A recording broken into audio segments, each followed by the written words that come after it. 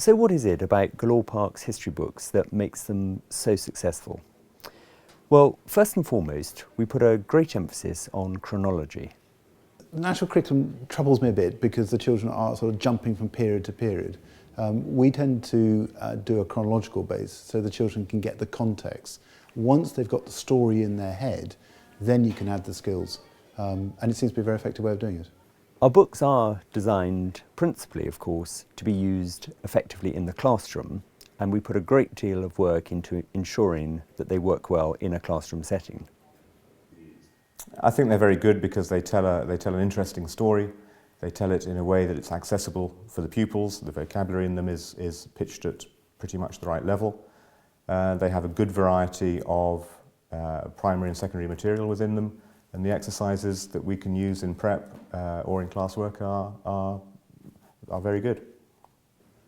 We like to engage children's natural enthusiasms, and one of the ways we do this is by allowing them to develop their enthusiasms and their passion for history by the use of imaginative games and reconstructions. When I was in, I think it was year 3, we did humanities, and we had history with a really nice teacher, and she taught us all about like the Egyptians and everything. And I remember we got one of the boys and we wrapped one of them up in blue paper, and it was really funny. He was walking around the room pretending to be a mummy. It was really good. Times last term we were doing a thing about castles, and we were the defenders of the castles and the other side was the attacking, and we had to decide what things we should do to stop them from getting in the castle. We think we've pitched our books pretty well right for the market for which they are aimed, and again we take a lot of trouble to ensure that that is the case. I like the way they're laid out and the words that they use. They're like perfect language for us to understand and get a lot out of, and I think the pictures are really good as well.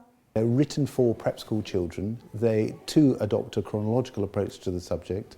They're very accessible, yet with the questioning at the end of each section, they really do stretch even the brightest children, and they're geared at the exams they're going to be taking. So they tick all our boxes. And of course, we know this market inside out. Our books are written specifically for the best schools, and we make sure that what we deliver is what these schools want. The Galore Park books were a breath of fresh air because they are aimed solely at the prep school market. So it's lovely to find a suite of books that are written for a prep school.